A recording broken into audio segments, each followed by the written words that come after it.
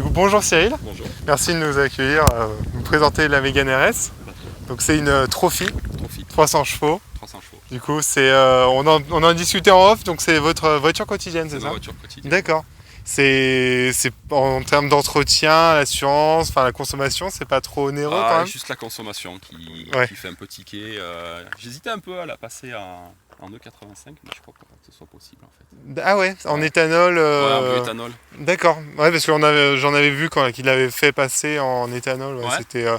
c'était moins. En tout cas, ouais, c'est vrai C'est la que question que je me sur. pose en fait. Ah ouais, Je sais ouais, pas.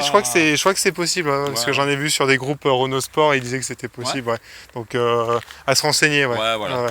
Après, c'était beaucoup sur les Mégane 3 RS, donc je Ouais. sais pas si c'est sur la 4 RS, D'accord. C'est pas le même c'est moteur, possible. hein, Ouais. donc. Et du coup, avec le grand panel de compacts sportifs qu'il y a, pourquoi la Mégane, pourquoi celle-là? J'ai hésité avec d'autres modèles. Ouais, J'avais une Mégane 3 RS avant, d'accord. Donc la passion Renault ça a été Sport. ma première vraiment voiture sport. D'accord. Essence. Ouais. J'avais beaucoup de diesel, sauf quand j'étais jeune, j'avais des voitures un peu plus sport. Ouais, Et j'avais vraiment flashé sur la ligne de la Mégane 3 RS. d'accord. Le côté bodybuildé des ailes et tout. C'était laquelle? La version 1? C'était, On a eu, il y a non, eu c'était 3 phases. les dernières, ouais, les Ah oui, dernières, avec les LED, la signature LED, ouais, voilà, elle et était les chouette. nouveaux phares, voilà, tout ça. Ouais, elle était vraiment Coupé, chouette. Ouais. coupé sport noir, je la voulais absolument noire, je l'ai eu. D'accord. Et après, j'hésitais avec la Leon Cupra aussi. Ouais. Et puis en fait, non, j'ai bien. Au début, j'adhérais pas trop sur la ligne, la Mégane 4 RS. Ah ouais, c'est vrai. Parce que je suis très coupé. Donc, Donc le fait que ça soit une 5 portes. Et là, du coup, j'ai craqué. D'accord, ok. Le temps. Vous regrettez pas votre choix. Non. Si elle avait été sortie en coupé, j'aurais quand même préféré. Oui, c'est vrai que Mais ça après, fait un peu, mais ça fait après, la peut-être ligne, un peu familial ou. Après, moi j'ai des enfants, donc ils sont contents, ils montent plus facilement à l'arrière parce que dans la Mégane 3 D'accord. ils galéraient. Oui, oui, j'imagine. Ouais. Mais, C'est toujours en termes mais de. là, ouais, c'est vrai, avec les enfants c'est quand même plus pratique. D'accord. Mais ouais, sur la Trophy, je trouve qu'elle a vraiment une ligne à part. Avec la fameuse lame F1, là, c'est vrai voilà. que ça lui donne de l'agressivité, quoi. Voilà. Et puis en blanc, j'ai flashé sur la couleur blanche sur celle-là. C'est une option? Ouais, c'est le blanc nacré, ouais. D'accord, c'est le blanc nacré, ok. Ouais, donc du coup ça. Et c'est en plus, comme on disait tout à l'heure, ça on en voit moins en blanc nacré que. On en voit moins, c'est moins flashy, Oui. moins voyant comme en utilisation quotidienne. D'accord. Et j'aime bien les contrastes noir-blanc en fait. Ouais, oui, c'est vrai que ça. Et les gens, en général, ils se retournent dessus ou. Alors oui, les gens se retournent, peut-être parce qu'elle fait du bruit. Ouais, c'est. Quand je décélère, alors je m'attendais pas à ça, mais alors ça claque vraiment fort par moment, c'est même pas discret du tout. Mais après le ronronne Ouais. et puis c'est une voiture qui plaît, c'est vrai qu'il y a des gens qui. Ça qui font des pétarade, pouces. comme on dit. Ouais, ça pétarade. Non, il y a des gens qui font des pouces, il y a des, comme je disais tout à l'heure, il y a les gendarmes qui t'arrêtent pour te demander comment ça marche. D'accord. C'est sympa. Ouais, mais c'est sympa parce que j'avais un pote qui avait une RS18, Ouais. il avait craqué, il y en avait deux à Gap, il a sauté et il disait que la première fois que les gens la prenaient en photo et tout, quoi, donc ça faisait plaisir que les gens, une Renault Sport en général, bon c'est un peu passe-partout, là c'est vrai que les nouvelles Renault Sport... Ça donne une bonne image à Renault, je pense. Oui, ça leur donne une présence... Ouais. C'est loin des... Voilà, les Renault ça tombe toujours en Ouais, panne, voilà non, ça... c'est en dehors du Scénic ou des voitures comme ça qui restent des voitures. C'est Quand vrai. elle est à niveau ligne, je pense qu'ils ont fait pas mal d'efforts depuis quelques temps. Oui, ils ont une très belle ligne, ouais, ouais. Mais, Depuis Lorenz Van Den Acker, là, Ouais, voilà. le nouveau designer. ouais, il a quand même compris que les jolies voitures ça plaît aux gens. Ouais, oui, voilà, exactement, c'est ça. Pas que les voitures pratiques, Ouais, c'est vrai voilà. que bon. Non, mais elle est vraiment sympa. Donc on en discutait, vous avez fait quelques modifications, vous avez teinté voilà. J'aime bien me sortir du lot à chaque fois. Ouais, Donc déjà j'aime pas le gros logo, donc j'ai essayé de le camoufler parce qu'en plus il est incrusté derrière une vitre, donc c'est compliqué. ouais. J'ai même fait enlever l'option radar de. Oui, c'est ça, parce que il est gros, parce qu'il y a derrière, il y a le radar en fait. C'est pour ça qu'il voilà, est. donc moi je l'ai fait enlever, j'avais pris cette option, je l'ai fait enlever parce que je pensais que j'aurais le logo normal. Et en fait non, D'accord. elle reste. Oui, non, incrustée, il est vraiment, ouais, il est énorme. Hein. C'est vrai que donc, on en discutait, ça fait, on pose la main, ça fait hop, ça quasiment. c'est bien, ça marque la voiture. Oui, au moins c'est que c'est une Renault. Il C'est vrai faudrait qu'ils y que... pensent, Renault, à faire des logos un peu plus sport. Il y a beaucoup de marques comme Volkswagen, Audi là, qui font pas mal de logos, tout ce qui est noir. Du coup, j'ai tout teinté, le RS pareil, le RS derrière. D'accord. Et Hop. j'ai Je sais pas si vous l'avez vu sur la nouvelle Mégane restylée. Il y a le nouveau logo RS avec les deux losanges Ouais, jaunes. je l'ai à l'arrière. D'accord. Ouais. Ah, sur celle-là aussi, Ouais, ok, ouais, il est à l'arrière, d'accord. ouais. D'accord, bon, on va aller voir. C'est vrai que du coup, on voit les ailes hein, qui sont élargies. Alors en photo, ça rend pas autant. Tiens, d'ailleurs, j'ai laissé la carte comme ça. On va regarder les rétros qui s'ouvrent. Mais Une fois qu'on ça, est devant, ouais, c'est vrai on que- voit plus, elle est en naturel, elle est vraiment plus bodybuildée qu'en photo, ça ressort pas autant forcément. On se rend pas compte que les ailes sont tant gonflées. Ouais. C'est moi ce qui m'avais marqué, c'est que quand j'avais vu enfin, la première fois, je m'étais mis derrière et c'est vrai que Ah, de derrière, elle, c'est là où elle c'est le plus avait impressionnant, des ouais. fesses, mais vraiment Il y a- waouh. La plupart des gens, quand ils arrivent par derrière, ils disent waouh. C'est vrai qu'elle Elle fait, est... Ah ouais. elle trône quoi. Hein, Ouais. elle a une Elle présence. Elle fait assise. Ouais, c'est Ah, exactement ça, ouais. Tu as là, Et du coup, ouais, on a le nouveau logo Renault Sport, ouais. D'accord. Et là c'est légèrement teinté aussi, non? Ouais, j'ai teinté ça aussi. Ouais, ça se Je suis voit. pas parti. D'accord. Non mais c'est vrai que du coup ça rend super bien hein. Le contraste blanc-noir, ça fait vraiment super sympa, ouais. Ouais, c'est une belle voiture. Ouais. Du coup, par rapport à une Mégane RS normale, il y a une suspension. Le châssis il est plus ferme, c'est un châssis cup. C'est châssis cup, ouais. Ouais. C'est la Trophy. Elle a un châssis raffermi. Il y a le Fort Control, il y a le Fort Control. ouais. Alors je pensais que ça allait me dérouter un peu au début changer la vie par rapport à la Mégane ouais. 3. Et en fait, on s'y fait de suite. Ouais. C'est impressionnant, ça prend les courbes à une vitesse. Je pense que de toute façon, je suis pas un pilote, donc je suis incapable de les prendre comme un pilote, mais Oui. je pense que quelqu'un qui sait vraiment conduire, il prendra des vitesses folles dans des virages. Quoi, parce que, Et nous, quand on avait testé la Mégane 4 GT, c'est vrai que, pareil, on n'est pas des pilotes, mais on a vraiment l'impression que la voiture nous obéissait au doigt et à l'œil. Ouais, on lui dit d'aller là, il y a le châssis, elle virait à plat, c'était vraiment... ouais, elle suit la route. Bah, déjà, la Mégane 3 RS, c'était impressionnant comme elle collait à la route pour une propulsion, pour une traction, qu'est-ce que je raconte. Et parce que j'ai déjà eu des Léon Cupra 4 roues motrices. Ah oui, comme ça, oui, ouais, tout ce qui est Golf R. Et de suite, avec le blocage différentiel avant, ça permet d'avoir une belle adhérence. Ouais. Et même une bonne tenue de route. Et là, avec le Fort Control, c'est impressionnant. Quoi. C'est un gros plus, quoi. Ouais, ça colle à la route. Bon, après, ça alourdit la voiture. Donc, oui, on peut pas avoir. On peut pas tout avoir, c'est ça. Et le fait de, je sais pas si vous avez déjà fait l'inverse, du coup, de revenir d'une Fort Control à une traction classique ou une. Ah oui, après, moi, j'ai conduit, mais ouais, non, on s'habitue. C'est la voiture, on sait qu'elle passe. Donc après, quand on conduit notre voiture, on sait que ça passe moins bien. Donc, on fait attention, mais.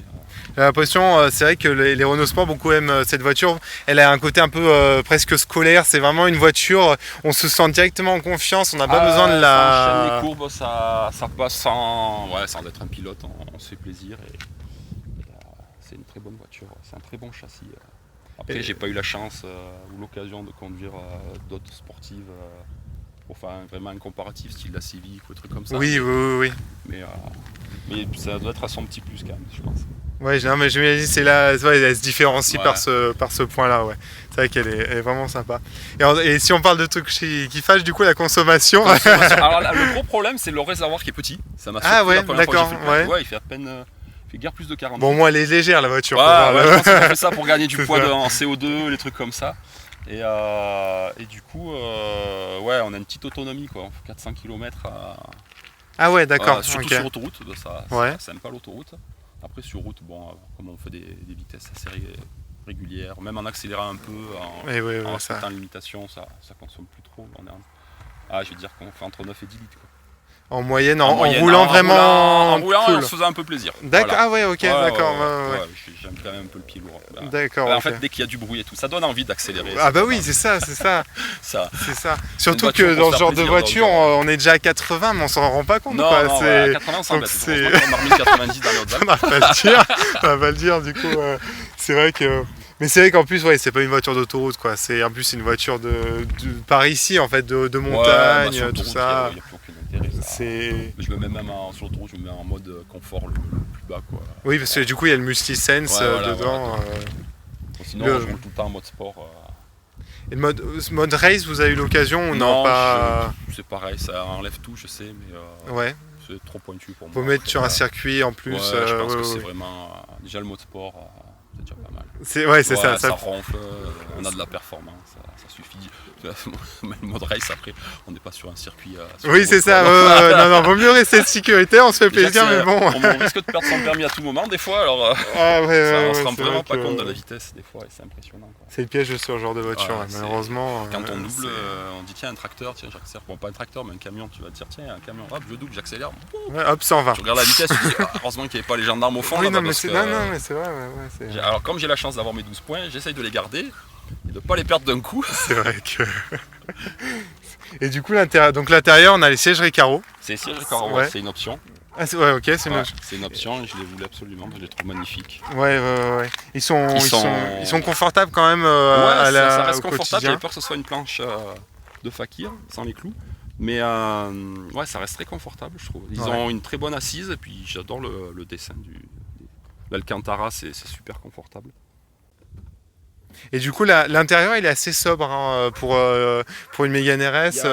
Il y a des gens qui disent c'est pas terrible l'intérieur, on dirait une vraie Mégane et tout. Je pense que quand même, on ressent quand même que c'est une voiture de sport, notamment par les fauteuils, justement, les sièges, les carreaux.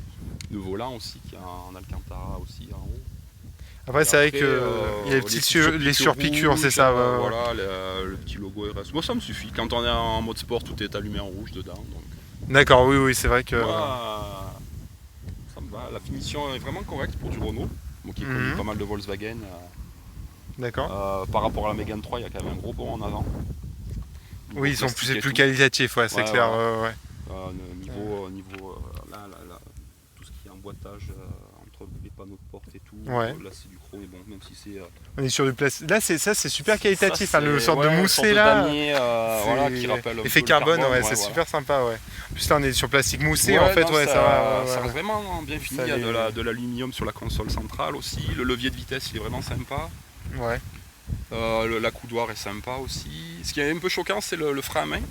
Oui, ça fait très voiture de rallye. Voilà, je pense qu'ils l'ont mis en position en fait rallye quoi. Donc quand on a la boîte méca, on a le frein à main manuel. Ouais. Je me suis pas amusé à tirer de frein à main encore. C'est vrai. Mais il est vraiment haut, donc il est vraiment en position. On peut l'attraper, le tirer le plus vite possible. Oui, je pense que ça a été fait pour ceux qui aiment bien faire chasser la voiture, mais.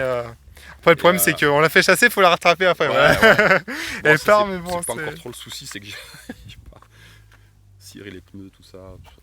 D'accord. Du coup, ça fait combien de temps que vous l'avez ? Je l'ai eu au mois de mars, elle est de mars 2020. D'accord, ok. Mais du coup, vu qu'elle avait déjà un certain kilomètre, elle est pas. Oui, il n'y a pas eu le rodage à faire. Ouais, c'est spécifique à la Belgique. Je crois qu'ils la gardent en fait en concession. D'accord. Ils l'ont gardée en concession 3 mois. Elle était en véhicule de démonstration. En véhicule de démonstration, en fait, c'est le vendeur à qui j'ai acheté qui s'en servait tous les jours. Ah, c'est bien, ouais, donc c'est un véhicule. Voilà, donc il a fait 6000 km avec.